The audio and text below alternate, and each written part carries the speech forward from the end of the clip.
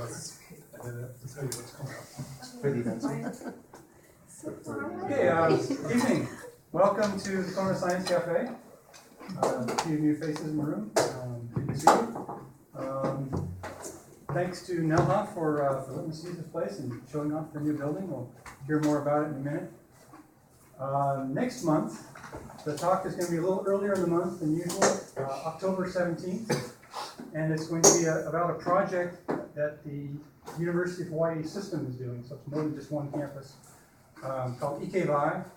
It's studying the water systems in both the Keauhou aquifer and the Pearl Harbor aquifer on Oahu. So they're going to come and tell us a little bit about what has already happened, and there's going to be a bunch more stuff in the future. So that's October 17th. As I understand it, restrooms are right out this way. And if you would like to be on an email list, if you're not already, you can sign up here. Send out 1 or 2 emails a month. That's about it. So normally, since we're a pretty small group, it'd be good for the presenters to know who they're presenting to. So we just go around the room quickly and introduce ourselves, 1 or 2 sentences about yourself. And that also might help you if you would like to meet something, hear someone, they have something interesting to say about themselves in those 1 or 2 sentences, you might want to meet them afterwards. I already want to talk to Alex because his name tag there says something about being epic. Anyway, so I'll start just for an example. I'm Rod Hinman, and I'm an electrical engineer. I'm Dennis Boyd, and I'm with the Small Business Development Center, and I'm the West Hawaii Director. And I'm Tom Daniel. I worked in an office over there for 20 years, and now I'm a happily retired oceanographer. I'm Alex Iglesia, and I created something called Being Epic. I work with teams and users around innovation, creativity, confidence, and speaking. Love the space here. I saw it online, and I wanted to come see what was going on. Beth Iglesia. I have a business called Frog Biz Ventures, and it does streamlining systems operations. FROG is an acronym for Flexible Response for Ongoing Growth. Sid, I have a fish hatchery over here. My name's Gary Medak. I came here a couple years ago and interested in the spaces here. I'm Shane. I just like to see all this cool stuff that's being brought here. I'm Neil Sims, and I like to see all this cool stuff you've got here. I'm with Kampachi Farms. We do marine fish hatchery and offshore grow out research. I'm Amber Gillian Virgin. I'm a social worker, so I study social sciences, and I think I'm regretting that. And I'm just here as the driver tonight. Zane. I want to learn more about the small business development stuff happening. I'm Spencer, and we're here to learn more about what's going on in our community. My name's Amanda. I'm a freshman at CalKK, and I'm interested in architecture, so this is fun for me to look at. I'm Mia Wynn, and I'm very interested in math, science, and business. I am also a freshman at CalKK High School. Hi, I'm Mehede. I'm also a freshman at CalKK High School, and I'm just learning more about our community. Laurence Bombardier. I work here at NELHA, and I like to help people with the cool stuff that happens here. I'm Tom Leonard from High Tech Development Corporation. I'm one of the presenters today. My name is Gordon Leonard. I'm his wife. I'm here to actually see how he's doing. I'm Alex Leonard. That makes 3 of us in a row. His son. I also work at NELHA, and I'm one of the people who is lucky enough to get to help people build really cool stuff that's around here. And I'm not a Leonard. But you wish you were. Wow. I'm Keith Olson. I'm a chemical engineer, and I work here at NELHA. All right, wonderful. So we have sort of a tag team, and I'll introduce the next speaker, and then she can introduce Dennis and Tom. So first is Laurence Bombardier, who's the Chief Marketing Officer here at NELHA. She's going to tell us a little bit about this building and what they're doing. So I do have a few slides. Sorry, but they are colorful. So that'll help. For those of you who are not familiar with NELHA, and I think there are a few of you, so NELHA, the National Energy Laboratory Hawaii Authority, we concentrate on economic development in West Hawaii and in Hawaii, therefore Hawaii in general. And we do that by providing Hawaii Ocean Science and Technology Park, which is basically 870-acre park that allows for projects to demonstrate at a small scale and eventually get to full commercialization. And this graph is just showing you that our position in the world is helping people do the cool stuff. So not to say that there isn't cool stuff happening at the university level, but what's really fascinating for a lot of folks here is to get from that university level to full commercialization, which involves making money if you're successful, but also doing great things with the technology that's been developed at the research level. Now we have about 40 clients here. Most of the folks that are here are interested in the variety of resources that are here. Obviously the deep sea water and the surface sea water, some of you may already know that that's a big part of what goes on here. Much of the focus is in marine sciences as well as energy.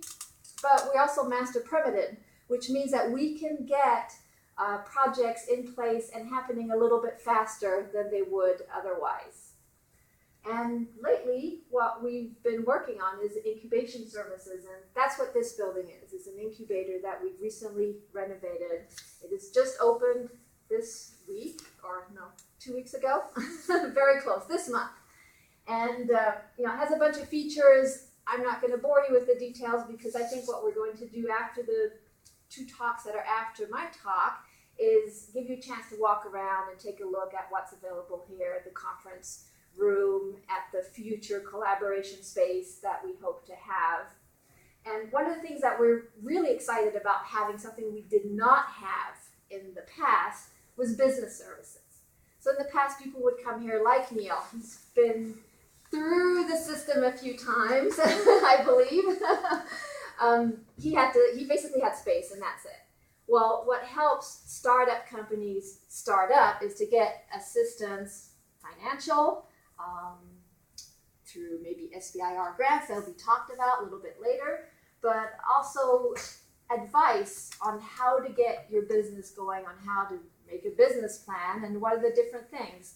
You might be coming in with strength in technology, but you don't know how to run the business. So business services are going to help you do that. We already know that Keith and Alex are from NELHA, so when we walk around later, feel free to ask me questions as well as Keith and Alex. We have not completed the building, so in the sense that there's still furniture missing, there's a directory that will be in place, so little by little we're assembling all of the components.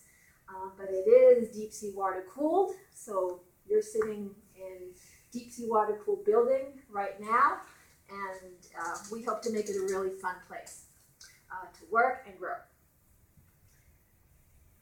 I guess I'll step away now and let Dennis Boyd come up, who's the director at HTDC on West Hawaii, and I'll get your presentation. The last one is just like, it's a great place to be.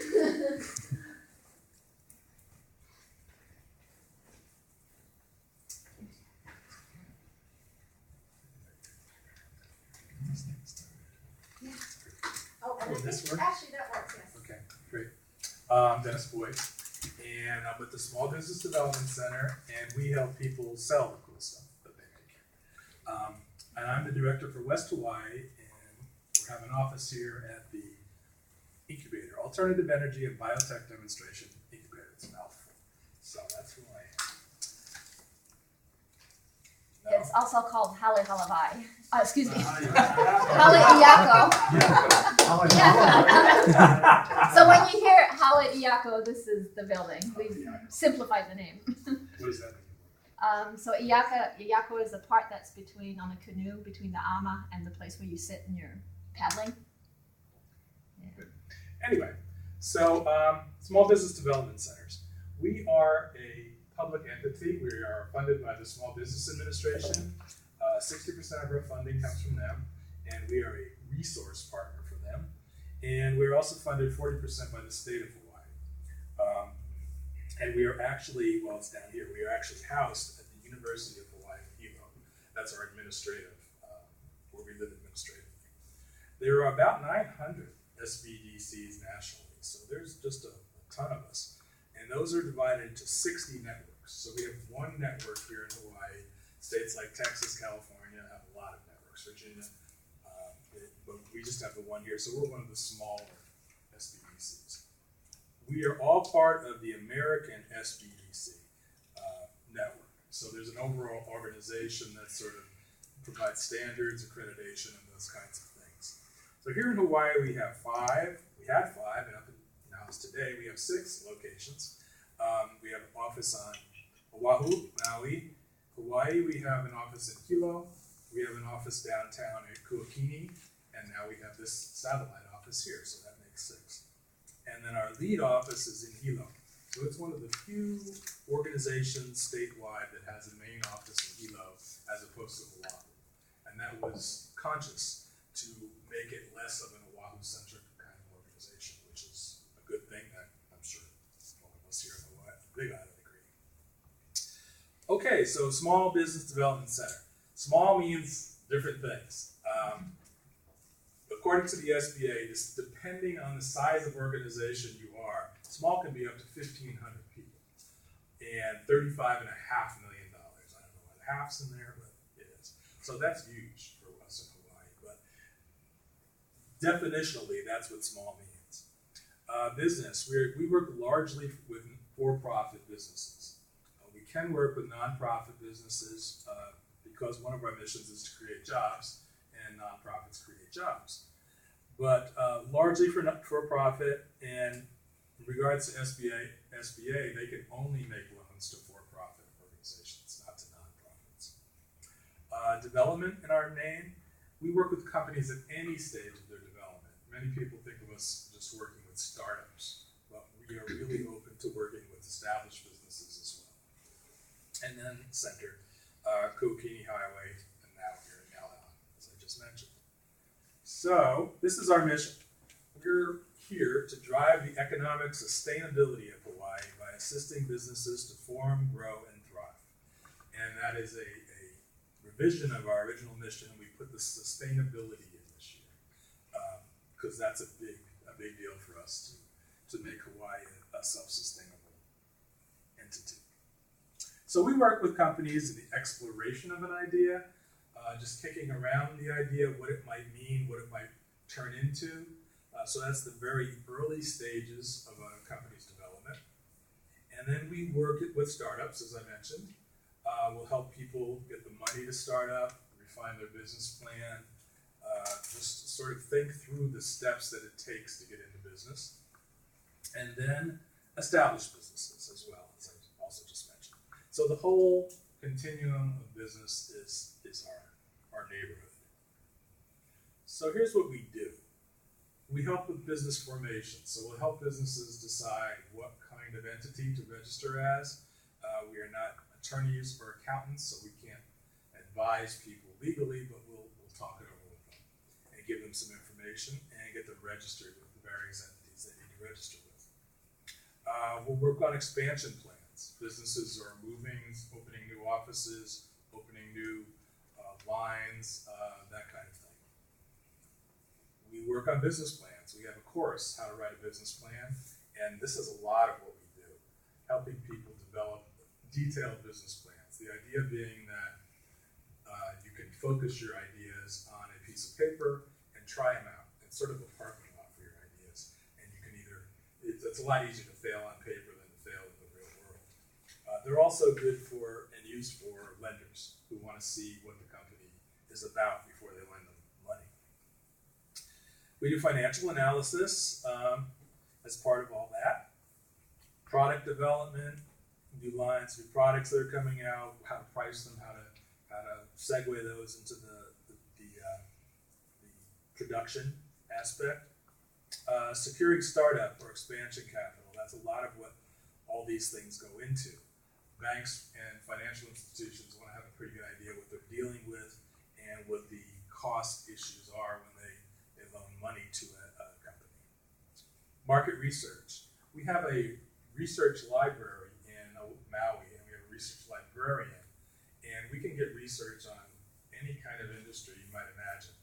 And I encourage you all, if you have an interest in that particular industry, let us know and we can get it for you. And it's a really valuable resource. We spend thousands of dollars a year subscribing to these services, and for you it's free.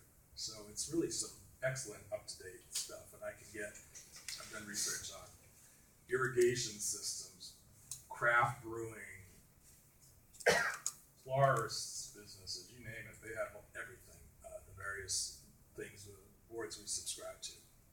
Operations management, how to get your widget made efficiently.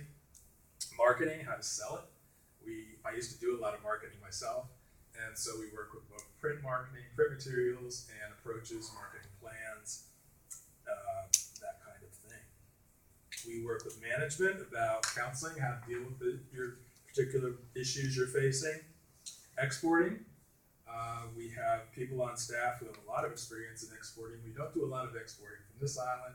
Oahu is really the base site for that kind of activity for us. Value-added agricultural products, that's a big thing here on this island. And we'll be having a seminar this month about that. Value-added is anything you do to a farm product to get it ready for market. Trim it into a sauce, jelly, coffee, mill, that kind of thing. And my colleague Nancy is going to talk about that, Nancy Ginter-Miller. She's running that workshop, and she's got years and years of experience in doing this. Human resources consultation, that's my particular area of my background. Feasibility studies, those are frequently required for grants. And you see the little asterisk there, which means that's one of the few things, along with workshops and training, that we do charge for. Everything else is free of charge at no cost. Feasibility studies, we're charging about 1% of the project, and workshops is about $20. And we just basically do that so people show up. So when they have a little skin in the game, they're more likely to show up and not blow you off. This is our next workshop we're having, and I have flyers here. This is being taught by these two people coming out from Washington. They're with the U.S. Patent Office. And we're going to do it here in this building. And they're going around to all the islands, and they'll be here all day to do their training. And the end of it is a one-on-one session. So if you have a particular intellectual property issue you'd like to discuss, they'll consult with you individually. So that means trademarks, patents, copyright, those kind of issues. So we're glad to have them out here. So what you get when you work with SBDC is absolute confidentiality. People, when we talk to them, we're asking about finances, we're asking about business secrets, we're dealing with those things. So people have to be confident that we're not going to spread that around. So we are under absolute confidentiality, and we can only divulge what you tell us to our colleagues who also have that confidentiality agreement. The other good thing about working at SBDC is that there's a range of specialty advisors that I have access to. So I might not know about all those things, but people in our organization do. So IT is big on Maui, HR, export is big on Oahu, value added here, so on and so forth. So when you're talking to SBDC and you're working with either me or Nancy, my colleague, we also have access to all these other experts in the area, in the fields as well. So let's talk about business in Hawaii. There are, I don't know if you can see that, there's 123,000 plus small businesses in Hawaii. And interestingly, 98,000 of those are sole proprietors. So most of the small business in Hawaii is single person operations. That's really interesting, I think. Dennis, is this the state of Hawaii or just? That's the state of. This is the state of Hawaii, and then in Hawaii Island we have 3,311 businesses. God, thank you. To be precise. Yeah, that's from 2013. And then, I mentioned that huge number before.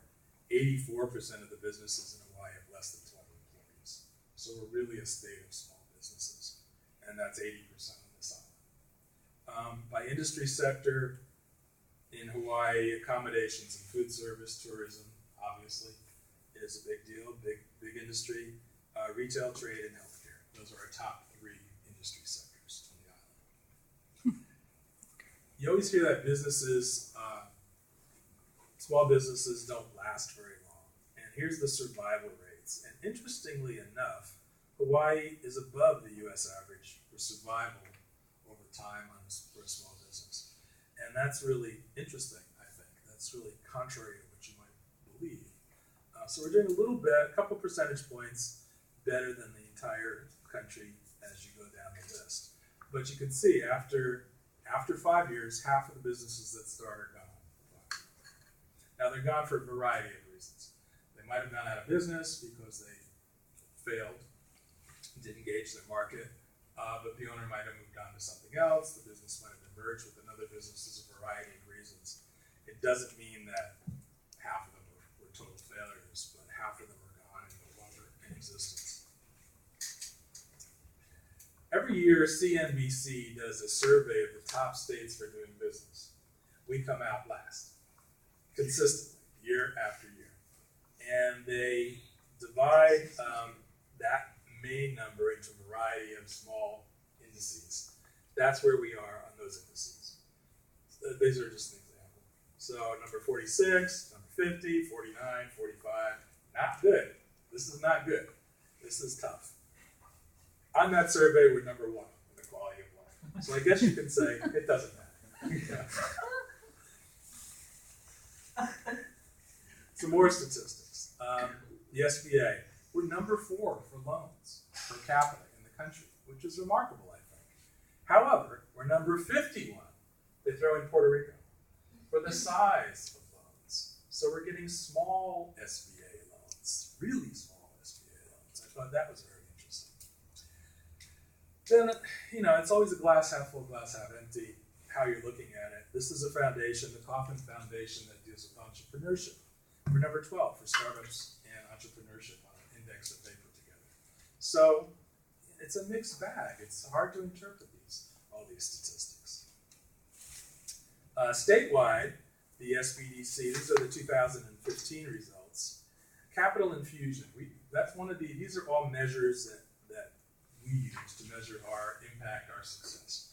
Capital infusion is money that comes into the economy in any way, from owner equity, bank financing, grants, whatever. So of the companies we worked with, over 24 million was injected into the economy in 2015, so that's pretty good.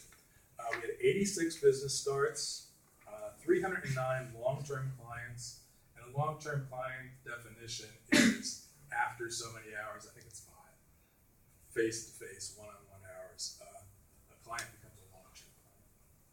Created 419 jobs and sales increase of over 28 million.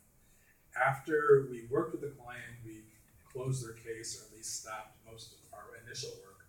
We went back to them through a survey and say, how have your sales increased? How much have your sales increased? And that's the figure that we came up with in 2015. Now, interestingly, the Big Island has 14% of the population in the state of Hawaii, approximately. And these are our statistics, mirroring the ones I just showed you. So we're doing a lot better on this island than you would expect. You would expect 14% around, all the way down there. But we've got 20, of that figure I just showed you, we had 27% of it, over 6 million in capital infusion. 26 business starts, I won't read the rest of it to you. But I think this is pretty remarkable for a place that has 14% of the population. So that's a sort of surprising statistic. Okay, entrepreneurism. My job here is to, as I said, help the people here, the innovators, the entrepreneurs, sell the widget that they come up with, or the process. So what does it take to become a widget maker? A person who's going to sell things and then be in business by themselves, for themselves. Most of all, they're motivated. They could be motivated by a variety of things. Money, they want to make a lot of money, more money than they could working for somebody else. Competence motivation is a big motivator. You want to prove that you're the best at doing something. Your widget is the best widget. Altruism. there could be an altruistic, you want to help, motivation, you want to help society. But you're motivated by something. You want to be your own boss. You're tired of taking direction, basically, from somebody else. You can do it better.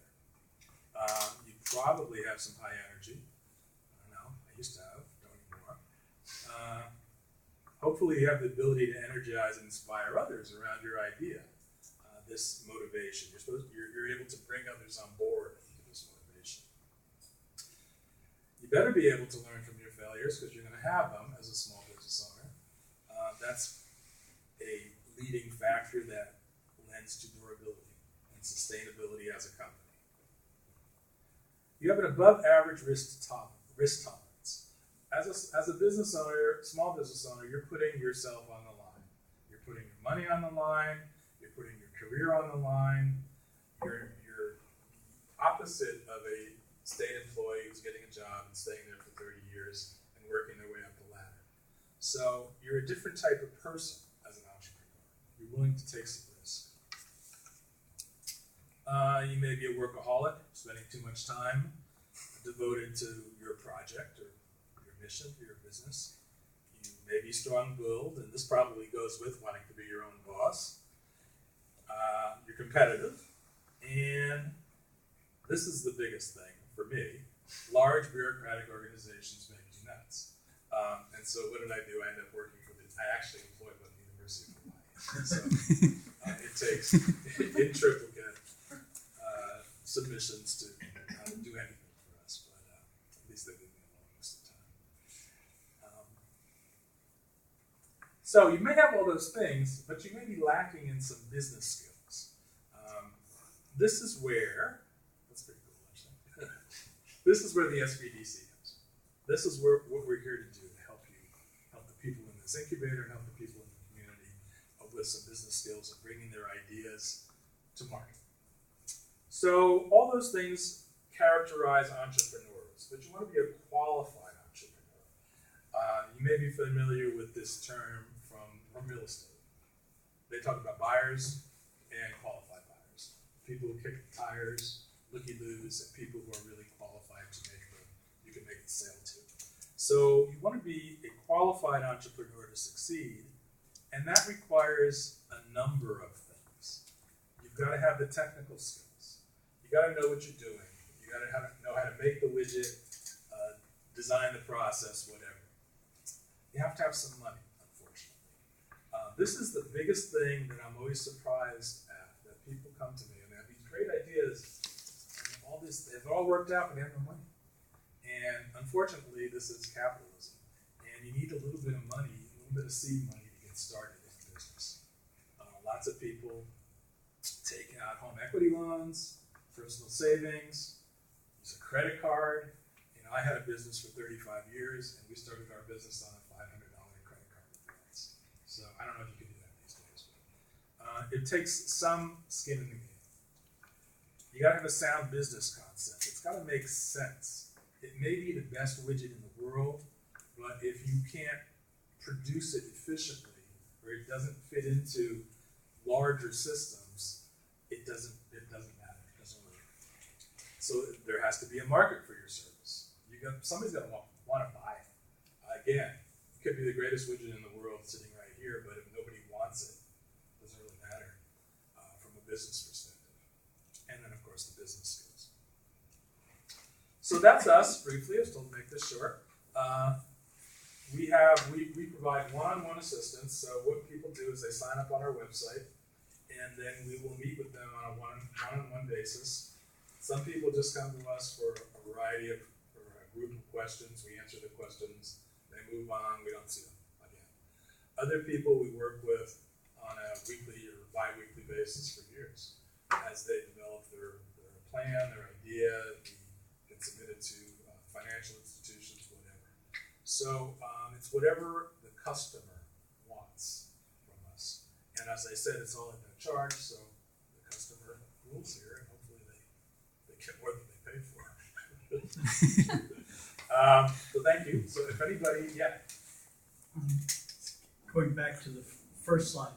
Yeah. You said your capitalization or your top limit is 35.5 million. Is that capitalization or is that annual Sales. revenues? Which? It's sales. Okay. Okay. Then they have another formula. Yeah, I just, because that sort of changes the scope of things. Yeah. So is that limit constant throughout the country or is that local? No, that's constant, but it's different for different industry groups. So retail is different, manufacturing is different, but they max out at Okay. So SPDC will deal with anybody up to that. Well, SBA will do anybody. Oh, okay. SBA will only that's what they define small businesses. So I guess it's that versus yeah. Other than the technical courses that you guys offer, you had one other service that you charge for, and that's the feasibility study. Yeah. What does that look like? What is that service? It's a pretty intensive look at an industry or an industry basically. I did one for photovoltaic retrofit, and it was not so much around the photovoltaic because I mean, it's feasible, you know, what's to say about that? But it was that the industry that was installing the photovoltaic was a good industry that would last. So we look at national and local numbers and statistics and industry trends and that kind of thing. So it mine ended up to be like a 20-page narrative of the markets and things like that. And then attached to that was the actual technical proposal from the vendor and then the financials from the So is that a required part of a proposal process for loans, I would guess? That was required by the USDA. Yeah. They have a REAP program, Rural Energy Assistance Program. But your SBDC is an authorized provider of that service for Yeah. Okay. Yeah, believe it or not. So you're gonna do one on photovoltaic? Really? They just want a third party to, to stamp that it's a good thing. So that's all I have to say. And Tom Leonard is gonna talk next. And Tom, oh, I'm sorry. So like, let's say if I want to create my own SPD program and right after I graduate out of college, what classes do you suggest I take during those years? In college? Yeah. Writing. Finance, marketing.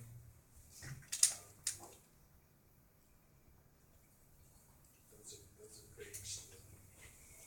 So then whatever, you know, if you were in a technical field, whatever technical field classes were required for that field. But I say writing, that's really seems like a no-brainer. I can't tell you the number of people who can't write a sentence that come to me. It's amazing. And it blows me away. So yeah, you got to be able to convey the information that you haven't written. And Well, that's what you guys are here for.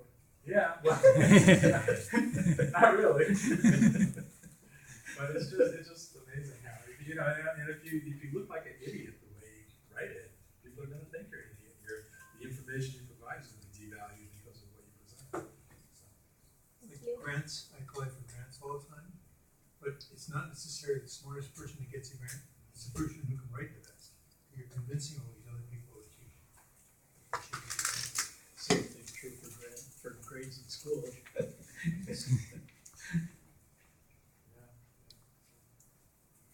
Okay. All right, now Tom Leonard. Okay. Tom's with HTDC, the High Tech Development Corp, and he has an office down here. Oh, my office is down this way. Tom's is this way. Thank you, Dennis. Figure out how to make this all work like this. Okay, my name's Tom Leonard. I work with the High Technology Development Corporation. It's a state agency. Comes from the Department of Economic Development. and it was just a brief background. This is a job I've taken on with them post-retirement. I've spent over 50 years in the computer software industry, anywhere from program development through to owning my own software companies, service companies, management consulting companies, and this opportunity working as a mentor with the High Tech Development Corporation gives me a chance to define the cool toys, play with cool toys a little bit, and also help companies that are making the cool toys and want to make either more better ones or the next generation of cool toys. So it's a lot of fun for me to do because I get to work with a very wide range of companies, different skills, different mindsets, and so on. HTDC was formed in 1983 by the state legislature with a view to create an environment to support creation of jobs. And basically what it says is that, if you want to have a robust economy, you need jobs for people. It's just that simple. And the better they pay, the better it is for people. If you can have a high-paying job, it's better than having a low-paying job. All other things being equal. So they decided that the way to optimize state investment in creating employment, creating jobs, was to focus on technology and technology development. And that seems to have, through time, proven to be a very wise direction to go because, again, that's where job growth is, it's where pays are better, and so on.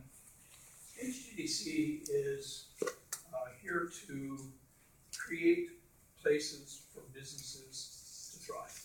Things like we have here at Haliako,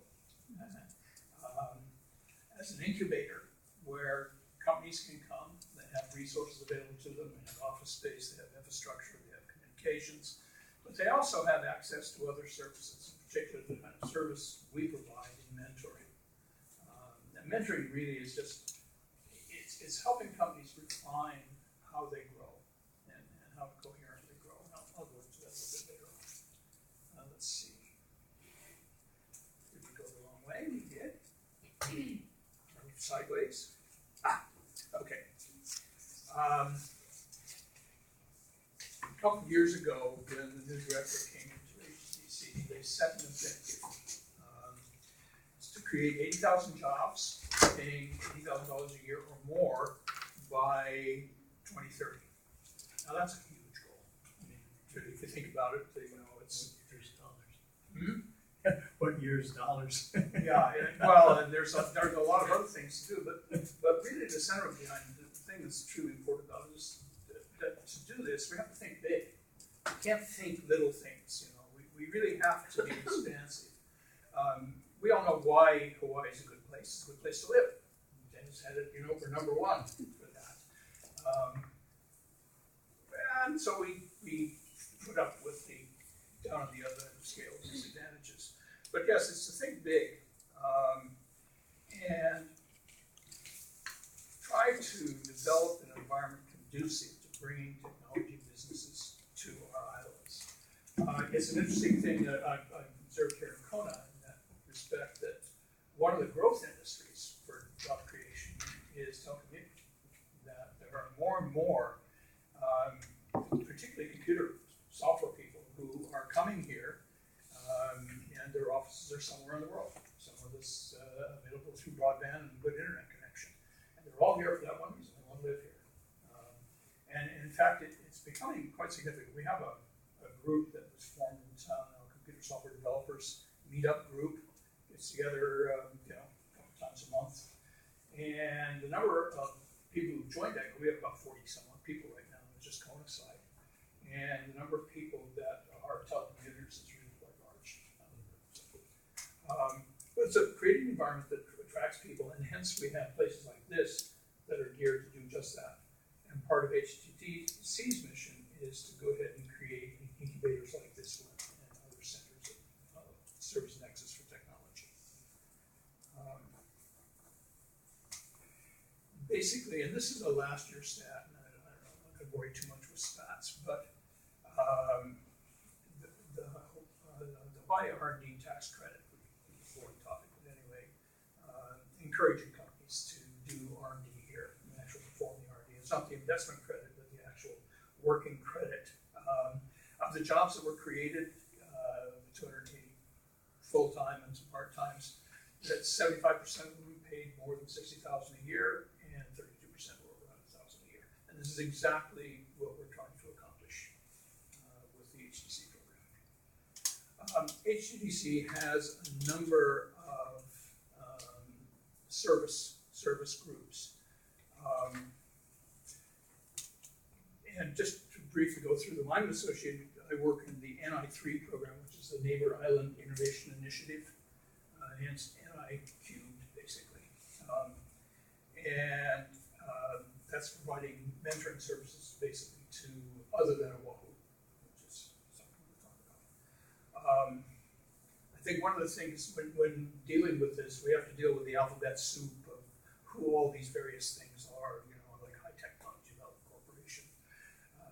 Small Business Innovation Research is another one which we'll get into, and so on. I just want to mention briefly here, Innovate Hawaii as one of HTDC's operating entities. It's basically directed at manufacturers in the state and providing a full range of manufacturing consulting services. While my services are free to the consumer, to my client, HTDC Innovate is a for-profit, or let's say a fee-for-service entity, but not necessarily for profit. Again, they're here to help companies figure out how to design process, to find equipment, to do manufacturing studies. We're involved one right now, which is a value mapping study, trying to figure out what does it actually cost to produce something, and from that, look at the marketing plans, come out the other end of it to see whether or not the business can be profitable. So these are manufacturing services. There's a team of engineers based on Oahu and Maui available within the state. They're also part of a national program from the National Institute of Science and Technology, the MEP program, which has consultants in basically any kind of discipline you choose. And if people are not, if we don't have local resources to deal with a particular issue, then they can call on resources from the nationwide network. So anything to do with manufacturing is in their wheelhouse. The main thing I want to talk about today, and it's mainly because we're here, and you know, for this is a research-oriented campus, and Small Business Innovation Research, it just has grants for research. It's a federal program. Anyone who's interested in it, the start point can go to sbir.gov, and that will give you the link in to get you everything else about the program. While there's a central administration for SBIR, the various government agencies actually run their own programs. So there are about a dozen agencies, all of whom have things that they're interested in. They set up requirements, and they actually write requests for application. They say, okay, this is something we're really interested in. We want to know about improved farming techniques. We want to know about new technologies in various areas. We want to know about health, whatever. And anyone who's working in that field and is designing or trying to produce something that addresses a need can apply through the SBIR program. It's a unified application process, but I want to say a couple of things about it. First of all, each agency has its own rules. This is really important to remember if you're thinking of writing or applying for an SBIR grant. You need to know the rules for the agency. There's nothing worse than spending your time putting together an application to be refused even a review because of technicality. So you really need to know that you're putting things together properly, that you're addressing the issues that are in the request for application. And grants come in three phases. The first phase, phase one, is really putting together your research idea and getting it to a point that there can actually be a research program that comes from it. The grants range up to a maximum of $150,000. The term generally is research that they want to have done within a 6-month period of time. And at the end of that, you are then in a position, if you choose to present a proposal, to take that initial body of work, apply for a phase 2 grant, which is to do the research involved and get to the step where you could then possibly take it on into manufacturing. Phase 3 takes it into the manufacturing stage. Phase 2 grants are up to $1 million. It's real money. And phase 3, I'm not actually sure. It's again kind of being on our side, but I don't really know what the limits are for phase 3 grants. A lot of companies, I think, get through phase 2 and they just move on. They want to run their business. So, yes. My understanding is that phase 3 is essentially the agency contracting with you to do something. Well, it's and commercialization. And commercialization. I don't know about limits, but it's sort of it's a way for them to bypass the requirement of putting things out for bid, because you've already gone through the bidding process to. I don't know. Have you done in that phase 3? Well, phase 3 for USDA and NSF and Department of Commerce, NOAA, phase 3 is just considered commercialization, go out into the marketplace and commercialize it. For NIH and the National Institute of Health and the Department of Defense, they want to go and contract with you. And so it means very different things. So they will come and write a contract for you to go and provide either that new kind of rifle, a new kind of sonar, or a new kind of patch to stop people bleeding or whatever you've invented. Thank you. You have been doing this grant thing for a number of years. This is my first outing in the grant world, so thank you. Do they each have their own pot of money then? Even though it's under the... I'm sure they do. I'm not sure that it all comes from a central pot because, there are Department of Budgets that finance these. I know DOD has their own separate. That's it. Like 2% of each department's budget goes to SBR. 2% of each department's research budget. Research budget, so they're individual budgets. And it's not a central pot for awards because the awards come from the agency.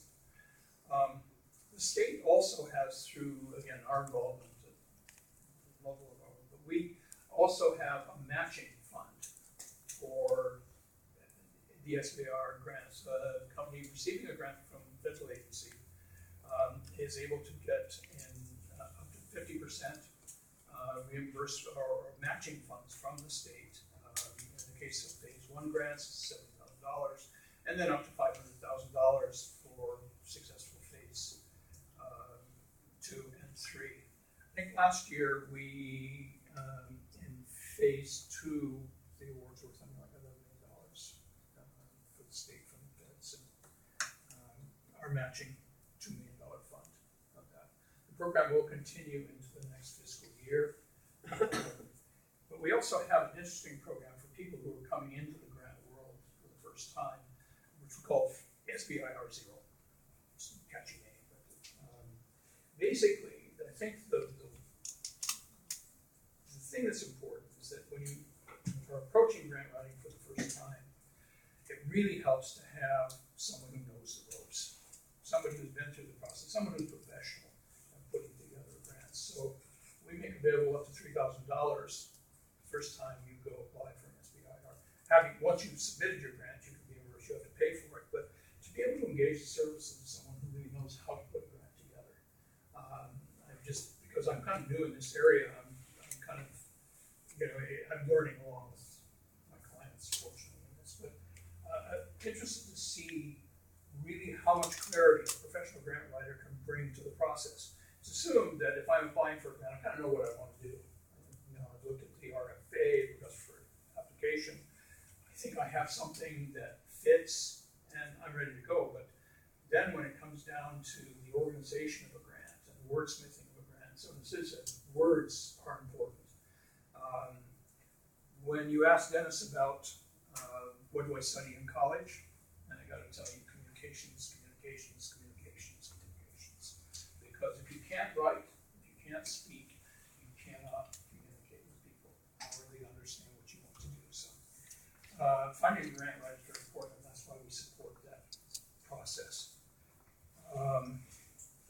Just interesting stat that comes with the support that comes from these kind of programs. The economists for the state and the department budget have come up with a stat. It's actually a better stat than that. I think this is about 2 years old. That for every dollar the state invests in research and development, it's a 20-fold return to the economy. And right now, the latest one that they did is, I think, a 32-fold return. So for every dollar that goes into research and support of research organizations, 32 come back to the economy. Is that in Hawaii? That's Hawaii. That is from DBET as a stat here in the state.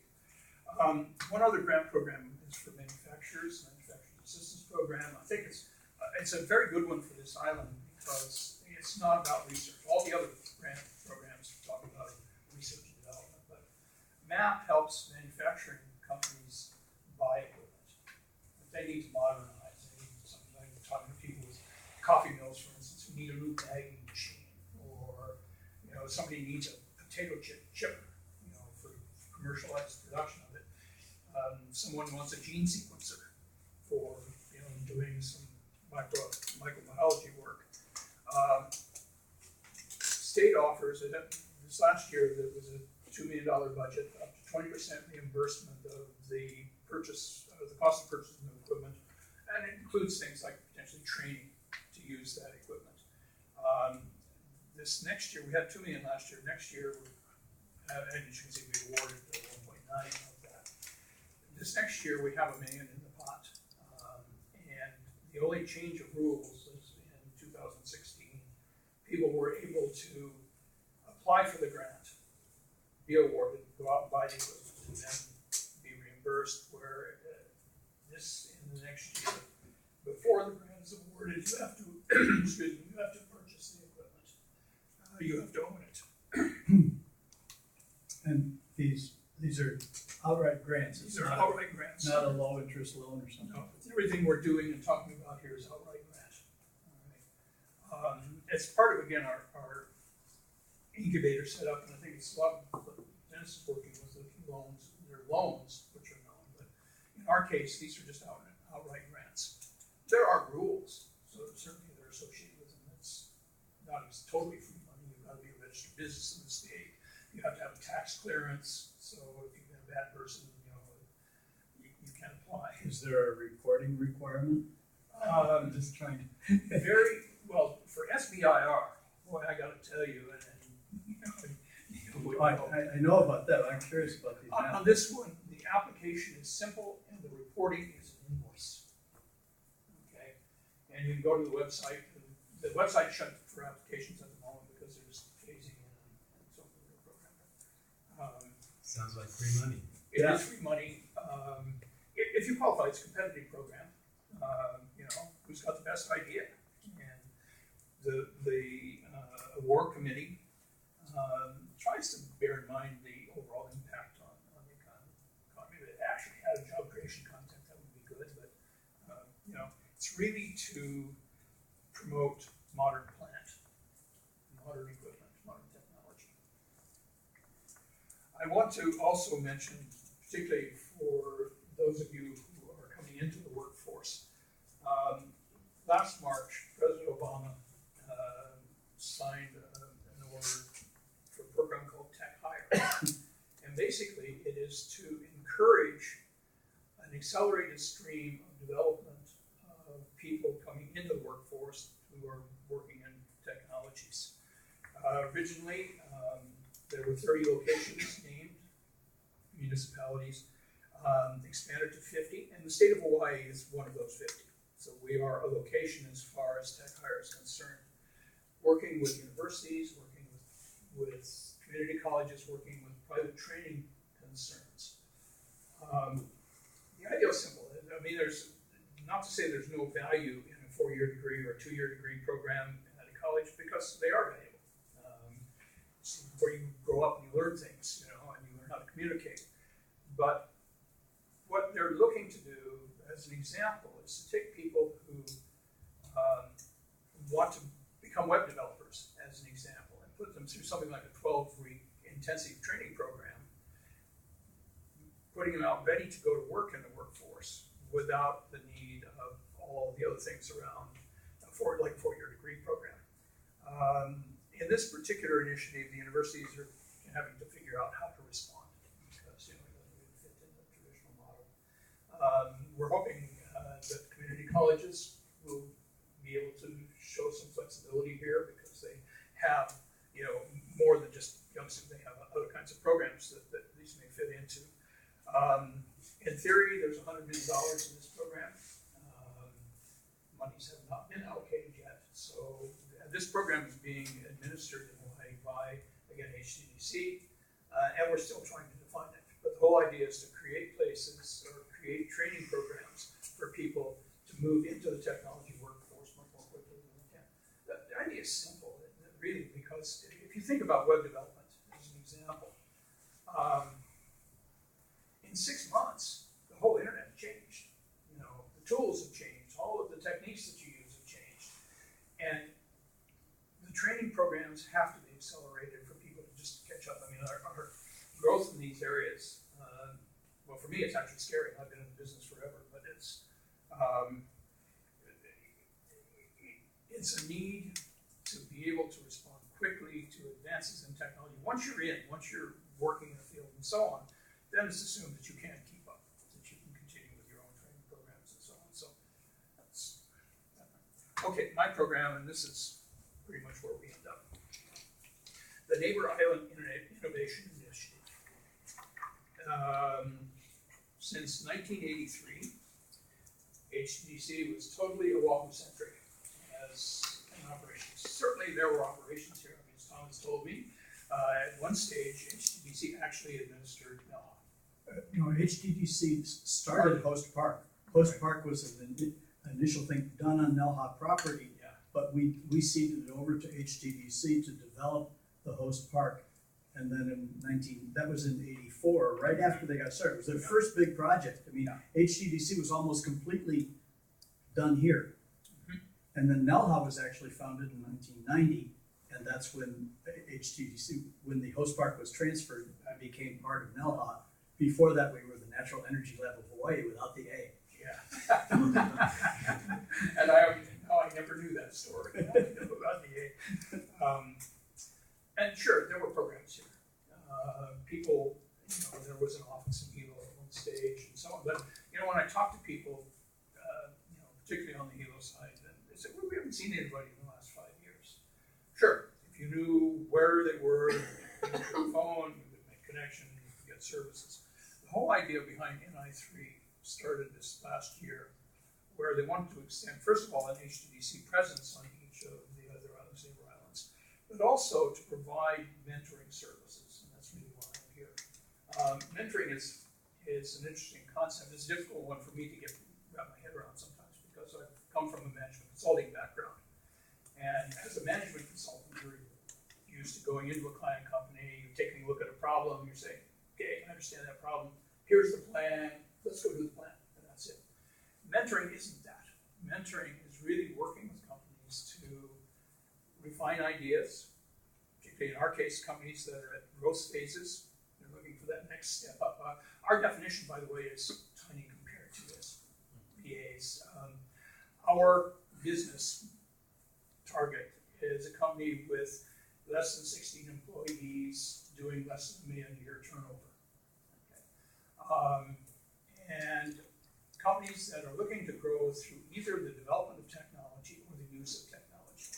Now, in reality, as we're expanding the program and we're doing the initial outreach, trying to figure out what the ecosystem looks like here for business, we're happy to talk to anybody. But, you know, it doesn't really have to be leveraged technology, and that's as us figuring out what, you know, really where our focuses should be. We are not broad reach as SBDC would be in that sense. services are free. We go to our clients. They don't have to come to us at all. And so it's in their time. You know, you want to meet Sonny at, Kukia, that's good. That's why we're here. And a lot of it is just helping people, first of all, understand the challenges they face, and then second, exploring ways to really address those challenges. And yes, we do get involved in, techniques like, lean planning and this sort of thing that help people refine ideas. But really, we don't take an active management role in business at all. The entrepreneur, the owner of the business, is the one who has to make the business decisions. We have no vested interest in any company client that we work with, and by charter we cannot. So we can't go in and provide advice and take an equity stake. So that we're trying to provide, in a lot of cases, it's a sounding board. They need people to talk to. They need somebody that they can explain problems to and bounce ideas off of. And so in many respects, we've become a cheerleader for our clients. A lot of it is just the practical experience we have from having run businesses of our own. The kind of problems that we face anytime we're in business. I joke a little bit that on any given day, in a business, you're going to encounter at least 2 or 3 problems. You're going to have to know, where am I going to find the work to keep all my people busy? Where am I going to find enough people to do all the work I have? And where am I going to find the money to pay for it? And these are just the day-to-day, down and dirty, run a business things that we have to deal with. And so hopefully we can bring some pragmatism to the table. We can, again, as I say, help people identify their major challenges and put together plans to address those. So far, the 6-month review of the program, this is just a breakdown of the kind of people we're working with, and it's everywhere. It's anywhere from ag tech to somebody who wants to build a supercomputer out of cell phone processors, to people with software ideas, to just anywhere we want to go, because it's about general business. Certainly there's some specialization. If somebody has a software business, then my colleagues probably are going to call me to take a look. But most of what we do is general business and not specific to a technology. So thank you very much. I'll answer any questions. If not, we can let Laurence get on and do the show. Oh, sorry, I do have one thing I want to say, because Laurence had asked me to mention this. Because we have offices here, and my office is actually in my house in town, so I'm not out here much. But this facility is exciting for us, because we have, one of the things we want to do, we like HTDC, we do some courses, we do some training. We have some others that we want to expand. Particularly, I've been trying to put together a grant writing course for Europe and so on. And people are amenable to doing this, but what we want to be able to do is to share the things that we do. So having a facility like this one with world-class communication capability, video conferencing capability, so we can stream from here, rather than having Rod have to sit here and use his iPhone to take a video. Not iPhone. We can live stream to Hilo and to all of our locations, so that when we put on a program and we can bring in people and resources that way and focus them, we don't have to repeat them. I don't know how to do Island. And we want to also, because this is a center of growth here in this campus, we want to start running events that encourage entrepreneurs to come here and exchange ideas. So we're planning to do a pitch event, a business plan event here, probably not this year, but early into next year. We were going to use it as a kind of grand unveiling for this facility, but timing being what it is. But the idea is to solicit business ideas, have a panel of judges who are investors. The original structure was all of the Shark Tank program, if you know that one, but without all the aggro in the Shark Tank. Trying to get people's business ideas reviewed reviewed, meaningful critiques, and hopefully some investment, some prize money and so on comes out of it. So we're trying to create that focus here, and that focus comes home to me from one client I have who's new to NELHA, who has already benefited from the synergy of being on this campus through at least two people, two existing tenants who are producing complementary technologies, who've been able to assist in defining the new requirements. You know, and these are by the way highly technical. These are not just business problems. These are real problems of how do I design a facility, what are my components, and this sort of thing. And that's why places like this one are so important, is because they create those kinds of opportunities for growth. Okay. Questions? Well, thank you.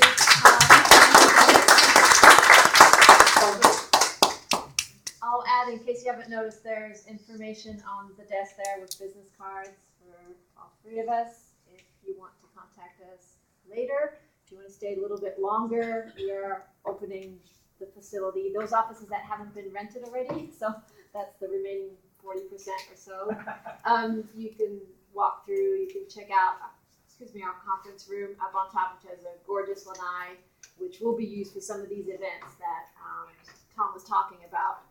The idea is to make this a happening place. Might take us a little while, but we're planning on making it the tech hub of West Hawaii. Bar and grill. Bar, yeah. You can bring your fish. Yeah, rental prices on the rooms. Yeah, sure. And it's on. So this document right here has whatever is available is in green. So it's $2 a square foot a month and $2.25 a square foot a month for those offices that have windows. That's a really good price. I mean, Yes, it's, it is. And one thing that maybe I didn't really say is, for those of you who aren't familiar, is that we're actually in the middle of a 4-acre, what we call the research campus. So many of the businesses are likely going to have office and an outdoor space so that they can demonstrate maybe an agricultural project or an energy project, but still have the availability of office space to do other type of work out of the heat, and the availability of a nice conference room to bring investors and to bring